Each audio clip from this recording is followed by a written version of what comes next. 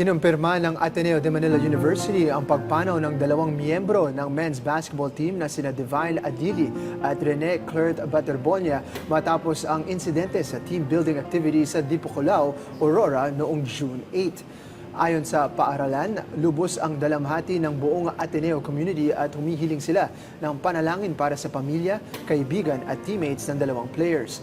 Si Adili ay naglaro sa UAAP Season 88 at nagpakita ng solid performance para sa Blue Eagles, habang si Baterbonia ay rising player na galing palarong pambansa at inaasahang lalaro sa UAAP Season 89. Base sa initial report ng Police Regional Office 3, habang naliligo ang dalawa ay tinangay umano sila ng malakas na agos papunta sa mas malalim na bahagi ng tubig.